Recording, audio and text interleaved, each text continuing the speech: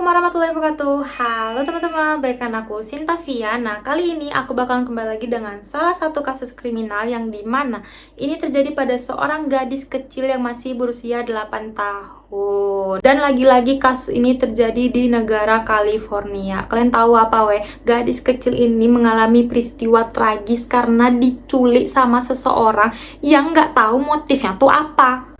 Penasaran kalian sama kasus kali ini? Jadi tanpa babi bu bebo lagi, langsung aja kita Mari kibas, mari kita bahas. Sekidat.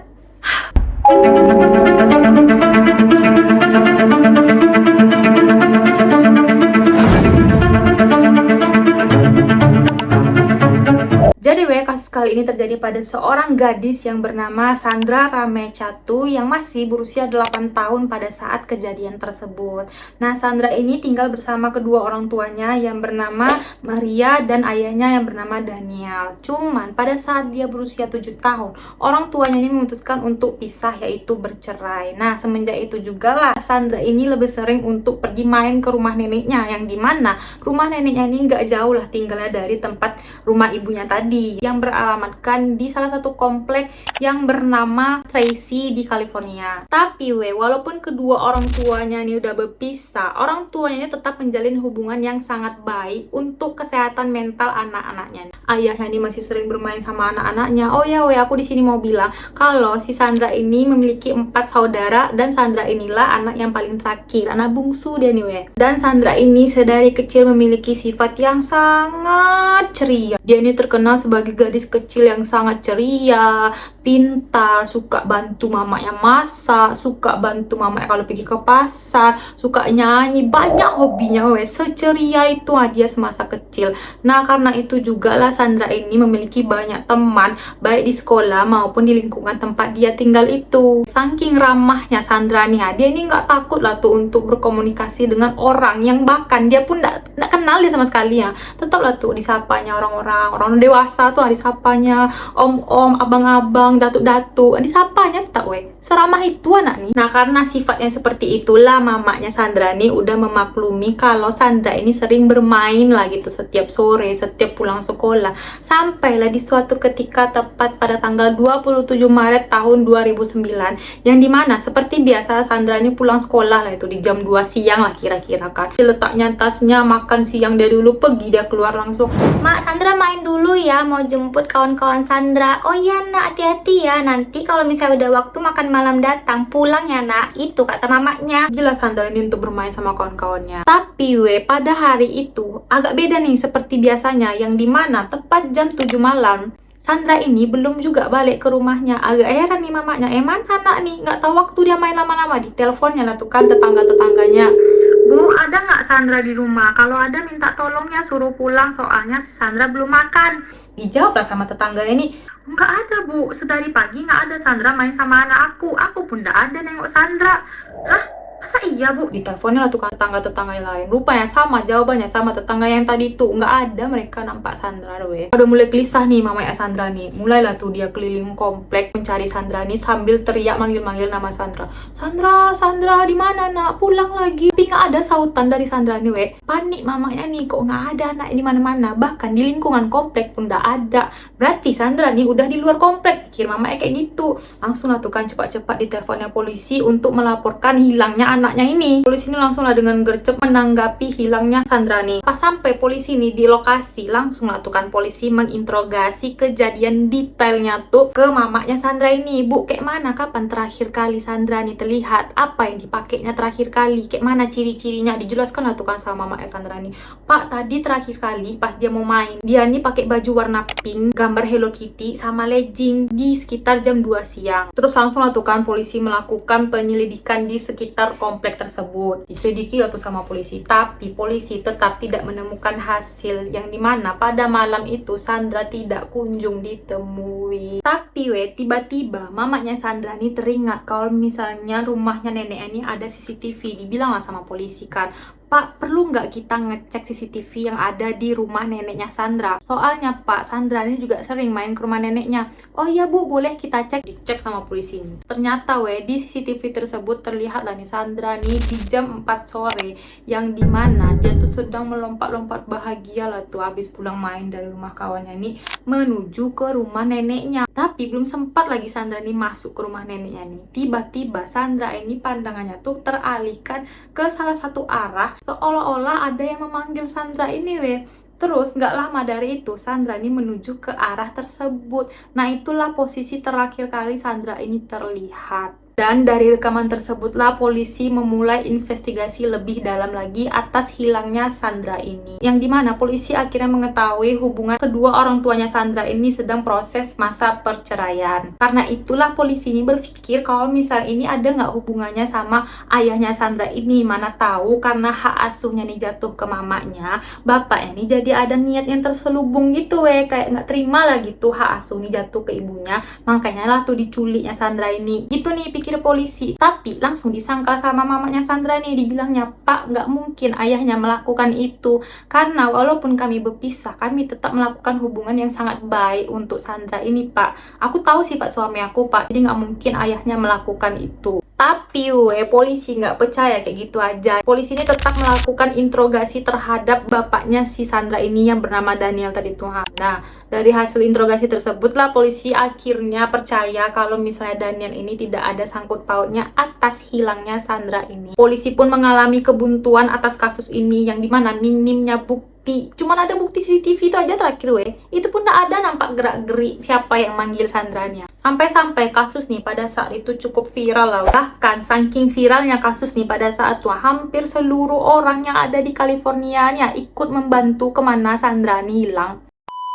Sampai nih ada orang yang memberikan hadiah untuk siapa yang bisa menemukan Sandra ini dalam keadaan hidup-hidup. Tapi nggak ada juga orang yang melaporkan tentang ada nampak Sandra ini di suatu tempat. Nggak ada terus dinaikkan lah tuh hadiahnya. Yang awalnya tadi cuma $1,5, sekarang jadi $30,000. Cuman nggak ada juga. Saking buntunya nih orang berlomba-lomba mengasih hadiah. Nggak ada. Tak kemana Sandra nih? Padahal kasusnya baru 2 hari berjalan udah seviral itu di California. Nah, tepat di hari kedua penyelidikan ini, polisi menemukan sedikit bukti yang dimana ada seseorang tetangga tinggal di komplek yang sama melaporkan ke polisi bahwa dia telah kehilangan koper pada saat si Sandra ini hilang. Tapi orang ini agak ragu untuk melaporkannya. Dibilang tuh kan sama polisi ini, Pak, aku sebenarnya mau melaporkan kejadian yang menurut aku agak janggal lah di komplek nih, Pak. Koper aku nih, Pak, hilang pada saat si Sandra ini juga hilang. Cuman aku sebenarnya agak ragu, Pak, takutnya nggak ada kaitannya. Nggak mungkin lah kan polisi lagi sibuk-sibuknya, aku sibuk pula untuk nyari koper aku yang sedang hilang, Pak. Dibilang kayak gitu. Terus polisi ini merespon kayak, ya udah nggak apa-apa sih Bu, mana tahu emang ada kaitannya. Makasih ya Bu atas laporannya. Pulanglah Ibu nih kan. Di situ polisi ini agak heran nih. Apalah maksud Ibu nih yang melaporkan kopernya yang hilang di tengah-tengah pencarian yang lagi hektik nih Awalnya polisi ini nggak peduli kali deh sama laporan tersebut. Terus lama-lama dipikirnya tuh kan, tapi ini satu komplek nih kopernya hilang dan bertepatan sama jam-jam si Sandra ini hilang. Mungkin emang ada nggak sih kaitannya? Disitulah dia mulai menerima laporan wanita tersebut dan memulai pencarian dari tempat hilang kopernya itu. Dihubungnya lah gitu kan wanita yang melaporkan tadi itu. Terus wanita ini cuma bilang, ya saya cuma kehilangan koper saya aja Pak. Habis itu saya nggak tahu lagi. Karena saya merasa janggal makanya saya laporkan Pak. Dibilang kayak gitu. Lanjut tuh kan polisi ini menginterogasi orang sekitar yang ada di komplek itu, termasuk bapak-bapak penjual es krim yang sering nangkring di tempat komplek tersebut. Di situ tuh Kang es krim ini bilang kalau misalnya di hari tersebut si Sandra ini nggak ada beli es krimnya, dan dia juga nggak ada melihat Sandra ini kemana pada saat itu. Lagi-lagi penyelidikan ini tidak menemukan titik terangnya, masih buntu polisi ini untuk mencari bukti-bukti kemana hilangnya Sandra ini. Sampailah akhirnya orang tua Sandra ini menyuruh polisi untuk menginterogasi pria tua yang tinggal satu komplek dengan rumah Sandra ini. Karena dulu pria tua ini sempat memiliki kasus yang tidak enak lah sama Sandra ini Waktu Sandra ini main ke dekat daerah kolam renang yang ada di komplek mereka tuh lah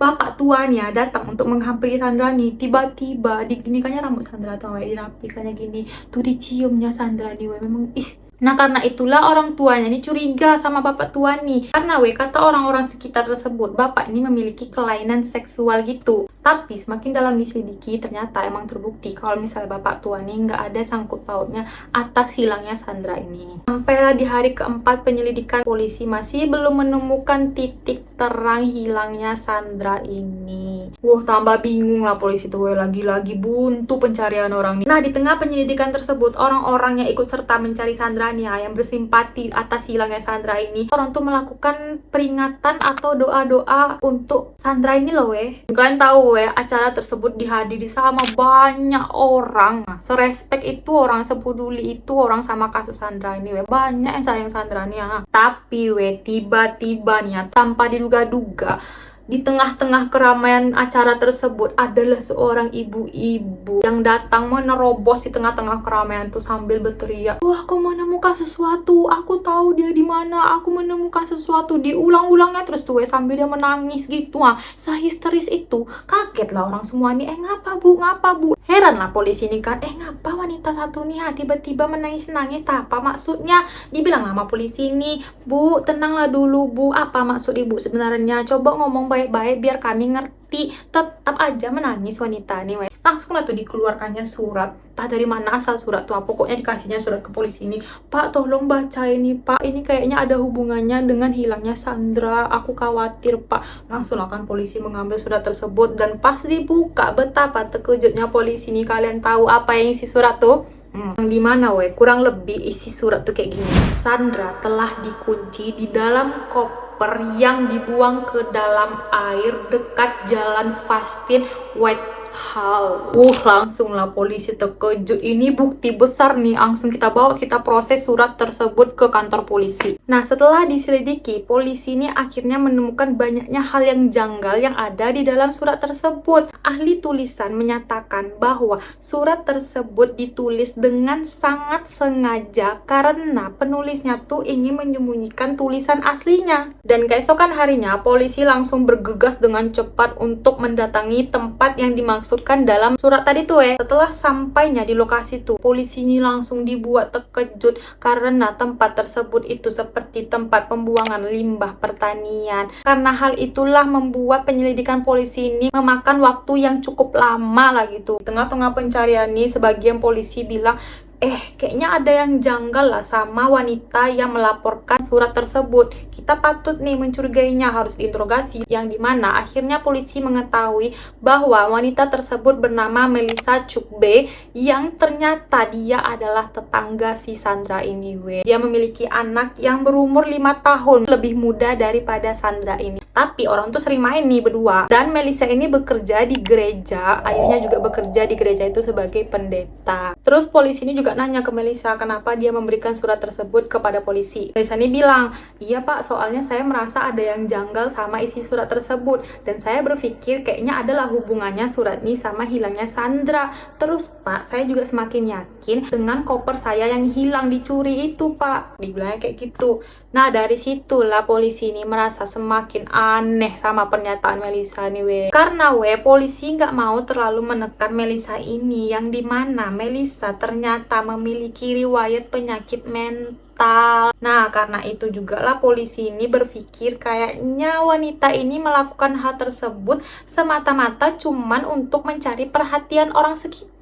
Tapi baru aja polisi ini berpikir kayak gitu, polisi ini tiba-tiba dikagetkan dengan penemuan yang dimana ada surat catatan gitu yang ada di dalam mobil Melissa nih. Dan setelah diselidiki, ternyata tulisan tersebut cocok dengan surat yang diberikan Melissa tadi Ternyata surat tersebut ditulis dengan Melissa sendiri. Disinilah polisi ini semakin mencurigai lagi terhadap apa yang dilakukan Melissa nih Di situ mulai akan polisi ini menginterogasi tetangga-tetangga komplek tuh dibilangnya, "Bu, Melissa nih kayak mana orangnya?" gitu kan. Terus tetangganya ini bilang, Pak, dia tuh emang aneh orangnya, Pak. Kadang dia nih melakukan pencurian, terus pernah nih, Pak, dibakarnya rumahnya sendiri, terus juga pernah dibawanya anak-anak kecil sini main tanpa bilang ke orang tuanya sampai larut malam. Emang sering dia, Pak, melakukan hal-hal untuk mencari perhatian orang gitu, katanya kan. Nah, karena hal itulah polisi ini berpikir, oh mungkin dia buat surat ini dengan sengaja untuk lagi-lagi mencari perhatian orang di tengah-tengah kasus yang lagi hektik nih ya. Udah lah tuh kan, lagi-lagi polisi menepis kecurigaannya terhadap wanita tersebut. Geram pula aku tengok polisi ini, udah sejelas itu ya walaupun Melisa nih gangguan mental, tapi kan gak menutup kemungkinan kalau misalnya dia dalang dari hilangnya Sandra ini Nggak ngerti aku cara pikir polisi pada saat itu, sumpah. Udah tuh kan, balik kita lagi ke Melisa sama polisi tadi, yang dimana polisi sedang menginterogasi Melisa, dan di tengah-tengah interogasi tersebut Melisa nih ngomong, Pak, seharusnya Bapak nggak mencurigai saya. Seharusnya Bapak menginterogasi pria tua dan tukang perhiasan yang sering berkeliaran di komplek ini, Pak. Dibilang kayak gitu. Tapi, tahu nak kalian? Si Melisa nih nggak menyebutkan dua orang tadi tuh aja, Melisa juga dibilangnya, Pak, saya juga curiga sama tukang es krim, tukang buah. Kalau misalnya ada tukang es krim tiba-tiba lewat, apa itu juga curiga sama dia, Pak. Agak aneh nih sana, semua tukang dicurigainya. Mungkin tukangnya bilang, salah saya apa ya, Pak? Itulah mungkin tukang nih ngomong, betul aja. Setelah diselidiki lebih lanjut, para tukangnya emang nggak ada keterkaitannya sama hilangnya Sandranya. Polisinya pun juga, bisa-bisa dia percaya sama Melisa yang jelas-jelas memiliki gangguan mental. Ya Allah, Pak. Udah lah tuh kan, capek lah polisi sama tingkah Melisa nih. Polisi akhirnya melanjutkan penyelidikan yang tadi koper hilang tuh, yang dimana tiba-tiba setelah 11 hari hilangnya Sandra nih, polisi mendapatkan telepon di tanggal 6 April tahun 2009 yang isinya tuh kayak gini. Pak, saya menemukan koper yang terdapat di kolam irigasi. Petugas kami sedang membersihkan kolam, dan di saat itulah petugas kami kaget menemukan koper yang tenggelam di dasar kolam kami, Pak. Tolong selidiki ke sini, Pak, karena saya merasa janggal sama isi koper tersebut. Dan sesampainya polisi di sana, betapa terkejutnya polisi ini, tahu nak kalian apa? Koper tuh pas dipegang, isinya tuh berat kali. Terus baunya tuh busuk, kayak daging manusia yang udah lama membusuk gitu. Semakin curiga lah polisi ini, ini kayaknya udah nggak beres nih si koper nih. Langsung lah tuh kan dibawa sama polisi ini ke laboratorium untuk diselidiki lebih lanjut. Yang dimana betul, isi koper tuh adalah tubuh manusia yang diidentifikasikan itu adalah tubuhnya Sandra yang telah hilang selama 11 hari. Hal yang sangat menyedihkan tuh, Sandra ini ditemukan dengan posisinya tuh badannya tuh masih utuh, bajunya masih lengkap seperti terakhir kali yang dia pakai, tapi dengan kondisi Sandra ini sudah tidak bernyawa lagi. Ya iyalah, kalian berharap apa? 11 hari loh dia nggak ditemukan, terus tiba-tiba ditemukan di dalam koper. Di dalam koper, siapa yang bisa bertahan dalam koper tuh, Setelah hasil otopsi keluar, disitulah diketahui bahwa Sandra ini kehilangan nyawanya akibat suntikan bius benzodiazepin yang dengan sengaja disuntikkan ke dalam tubuhnya Sandra ini, Dan seperti yang aku bilang tadi, polisi ini menemukan si Sandra ini dengan kondisi yang sangat utuh, termasuk baju dia yang tadi tuh, baju dia ini nggak ada sobek ataupun bertukar, enggak. Wajahnya tuh juga cantik, Jadi polisi mau pikir kayaknya ada yang sengaja melakukan hal tersebut dan mendandani ulang Sandra ini sebelum dimasukkannya ke koper itu, astagfirullah, didandanin. Dari hal tersebutlah polisi ini akhirnya semakin curiga bahwa pelakunya tersebut adalah orang terdekat Sandra. Terpikirlah polisi tadi itu kan, apa jangan-jangan Melisa tadi ya? Kan karena Melisa ini tetangganya Sandra tuh, dicobalah sama polisinya lagi menginterogasi. Tapi belum sempat lagi polisi ini mencari keberadaan Melisanya. Polisi dibuat kaget, tiba-tiba Melisa ini masuk rumah sakit. Kalian tahu apa yang dibuat Melisa ini lagi, tiba-tiba aja, nggak ada angin, nggak ada hujan, ditelannya, ya Allah, ditelannya pisau cukur tuh ke dalam tenggorokannya. Entah apa maksud dia. Di hari ditemukannya Sandra tuh, disitulah dia mencoba untuk melakukan bunuh diri. Makin menjadi-jadilah polisi ini mencurigai si Melisa nih. Oh benar nih si Melisa. Nggak ada lagi Melisa nih dalangnya dari awal. Bisa-bisanya kita dikecoh sama Melisa nih. Gitu lah polisi berpikir kan. Emang dari awal, Pak, aku baru sadar Bapak ini, Bapak. Nah, karena Melisa ini masuk rumah sakit, jadinya polisi nggak bisa lah menginterogasi si Melisa ini. Padahal muncung polisi ini udah gatal nih pengen menginterogasi Melisa. Cuma nggak bisa, dia telannya cukur tuh. Kayak mana dia mau ngomong? Nah, dari situlah polisi ini semakin gencar untuk mencari bukti-bukti tentang Melisa ini, weh. Polisi memulai untuk menyelidiki tempatnya Melisa bekerja ini. Di mana dia kerja ya? Di gereja tadi tuh, weh. Di situ polisi menemukan adanya gilingan donat, gilingan adonan gitu. Kalian tahu nggak sih bentuknya? Ting, kayak ini bentuknya, oke? Itu tuh lah ditemukan polisi dengan kondisi ujungnya tuh berdarah. Dan nggak hanya itu aja yang ditemui polisi di gereja tuh ya. Polisi juga menemukan adanya tali yang seolah-olah udah putus terus disambung gitu loh weh. Dan tali tersebut mirip sama tali yang ada di koper yang ditemukan tadi tuh ha. Dan lagi-lagi polisi menemukan adanya kain putih kayak bekas ikatan yang lagi dirobek gitu weh. Itu juga sesuai sama kain yang ditemukan di dalam koper sebagai pengikat koper itu weh. Semakin curiga lah polisi ini udah fix. Ini udah fix si Melisa punya kerjaan nih, kata polisi kayak gitu kan. Nah, setelah menyelidiki gereja tersebut, polisi ini berpindah ke rumahnya Melisa agar mendapatkan bukti yang lebih dalam lah gitu weh. Setelah sampainya polisi di rumah Melisa nih, lagi-lagi polisi mendapatkan bukti bahwa adanya obat bius yang mirip dengan obat bius dalam tubuhnya Sandra tadi. Kalian tahu gongnya apa weh? Melisa ini kan punya anak tadi tuh yang umur 5 tahun tua. Ternyata anaknya yang umur 5 tahun tuh sering dibius dia weh. Disiksanya anaknya. Rumah sakit mental kok Melisa. Akhirnya weh, hasil penyelidikan adonan gilingan tadi tuh keluar dan terbukti darah itu tuh milik Sandra. Diduga weh Sandra ini sempat disiksa gitulah sama Melisa nih sebelum dimasukkan ke koper. Dan disitu juga lah polisi mendapatkan kabar bahwa si Melisa ini udah sadar dari sakitnya tadi tuh ya, udah pulih dah, dia udah kembali dari rumahnya. Dan kalian tahu Melisa akhirnya mengakui perbuatannya yang dimana kalian sabar karena ini belum habis. Melisa bilang, ini cerita dari Melisa nih, dia mengaku, Pak, itu tuh saya kilaf. Sebenarnya ini kesalahpahaman. Awalnya tuh saya lagi main, Pak, dengan Sandra dan anak saya. Kami main petak umpet. Pada saat itu Sandra ini bersembunyi di dalam koper milik saya. Akhirnya karena saya lagi buru-buru untuk mengejar pekerjaan saya di gereja, saya pergi meninggalkan permainan tersebut, Pak. Pas saya pulang dari gereja, baru saya ingat kalau misalnya Sandra tadi tuh masih di dalam koper. Dibilangnya kayak gitu, weh. Terus polisi mendengar itu kayak, apa pula pernyataan kau nih? Nggak mungkin anak kecil masuk ke koper terus menutup dirinya. Kayak mana ceritanya? Dibilang polisi kayak gitu kan. Terus Melisa menangis deh, weh. Iya Pak, aku lupa Pak, aku gini. Pokoknya kayak drama. Dibilang kayak, karena saya takut tuh lah Pak, makanya saya membuang koper tersebut. Saya nggak ada maksud apa-apa untuk membunuh Sandra Pak. Ini cuma kesalahpahaman. Saya lupa Pak kalau misalnya Sandra tuh masih di sana. Kayak gitu cerita dari Melisa nih atau kalian. Nah akhirnya weh, polisi menyerahkan bukti tersebut ke pihak pengadilan. Di sidang pertamanya ini dia lagi-lagi mengaku, tapi pengakuannya tuh berbeda sama pengakuan yang di awal tadi, yang dimana diduga pengakuan keduanya ini adalah kejadian yang sebenar-benarnya. Kalian mau tahu apa pengakuan kedua ini? Dengar baik-baik ya. Ya awalnya tuh bercerita kayak gini. Sandra ini kan lagi mau pulang ke rumah neneknya. Nah disitulah Melisa nih nampak dipanggilnya Sandra nih. Disitu ngomong lah deh sama Sandra nih kan, dibilangnya mau nggak temanin aku ke gereja buat bantuin dekor, katanya kayak gitu. Sandra ini namanya anak kecil yang kayak tadi aku bilang, dia ramah, baik, ceria gitu kan. Maulah dia. Pergilah orang tuh kan diajaknya Sandra nih ke gereja tersebut. Nah sesampainya di gereja nih, Sandra nih langsung diberikan jus gitu loh sama Melisa nih, yang dimana ternyata isi jus nih udah diberikan obat bius tadi tuh udah pingsan lah Sandra nih. Nah pas pingsan tuh lah langsung disiksa sama si Melisa nih dengan penggiling adonan tadi tuh Dan polisi juga meyakini bahwa pengakuan Melisa yang kedua nih memang betul lah kejadian yang sebenarnya, karena polisi menemukan adanya sebuah laptop milik Melisa, dan di laptop tersebutlah Melisa ini mencari tentang kayak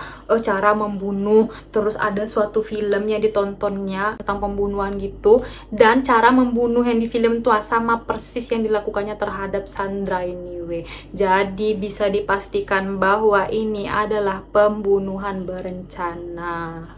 Dan mereka percaya bahwa Melisa ini melakukan aksi kejinya itu tepat di jam setengah 6 sore, yang dimana jam 6-nya Melisa ini menutup kopernya lalu meletakkannya di kolam renang tersebut. Akhirnya setelah panjangnya proses hukum yang dijalani sama Melisa nih, Melisa akhirnya dijatuhi hukuman penjara seumur hidup tanpa pembebasan bersyarat. Dan kalian tahu setelah ditanya kenapa sih Melisa ini, apa sih motifnya, Melisa ini nggak ada jawabannya. Dia terus satu menangis, dia merasa bersalah ini. Jadi orang ini merasa kesulitan untuk menginterogasi Melisa nih. Kan aku bilang tadi dia gangguan mental. Jadi memang pure mungkin tujuan Melisa ini semata-mata emang untuk mencari perhatian atau melampiaskan rasa yang ada di pikirannya tuh ketika seseorang mengikuti kata pikiran dan kata hatinya. Itulah yang terjadi kalau hatinya busuk ya. Jadi itulah dia kasus kriminal kita kali ini, yang dimana cukup dramatis. Coba aja dari awal polisi ini udah yakin kalau misalnya Melisa nih pelakunya. Pasti nggak panjang kayak gini kan Pak Polisi? Oke, sampailah kita di akhir cerita kali ini. Semoga kalian suka dengan kasusnya dan selalu berikan pendapat-pendapat kalian terhadap kasus yang kita bahas kali ini. Dan jangan lupa support aku dengan cara apa like, comment, subscribe, dan share ke teman-teman kalian yang suka dengar cerita-cerita kayak gini biar aku makin semangat. Oke, bye-bye.